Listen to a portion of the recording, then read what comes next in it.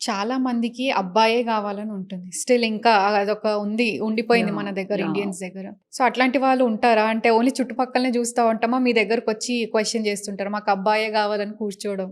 Very common. ఆ! రోజుకొకరైనా వస్తారు, వెనక్కెళ్ళిపోతారు. ఎందుకంటే మేము కుదరదని చెప్తామనమాట. ఆ! సో, ఇప్పుడు ఎలా అంటే అది జెండర్ సెలక్షన్ అనేది అసలు మన ఇండియాలో అలౌడే గాదు. It's not even legal. And we ethically also don't believe in that. అమ్మాయిలు, అబ్బాయిలు అంతా ఒకటే. హ్మ్. కానీ వీళ్ళు ఎక్కడ నుంచో మరి they gather the information. Fertility సెంటర్స్‌కెళ్తే అలా అయిపోతది. వాళ్ళ చేతిలో పని. నిన్న ఇన్‌ఫాక్ట్ ఒక పేషెంట్‌ని చూసినాను. అమ్మాయికి 4 సిజేరియన్ సెక్షన్స్ అయినాయి. 4 ఫీమేల్ బేబీస్. ఇప్పుడు fifth she wants to try for male baby అంట.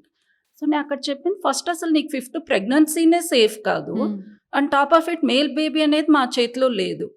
తనంటుంది ఎవరో ఒక డాక్టర్ తనకు చెప్పారంట. లేదు లేదు వాళ్ళు వై క్రోమోజోమ్ సెలెక్ట్ చేసుకుంటారు. స్పెషల్ మెడిసిన్స్ ఉంటాయి. స్పెషల్ ఇంజెక్షన్స్ ఉంటాయి. అది ఇస్తే మేల్ బేబీ వచ్చేస్తారు. ఆల్రెడీ బయట అట్లా ఎవరికో 70,000, 85,000 ఇచ్చి ప్రెగ్నెన్సీ వచ్చి మిస్‌కరేజ్ కూడా అయిపోయింది. అయినా అదే పట్టుకున్నారు.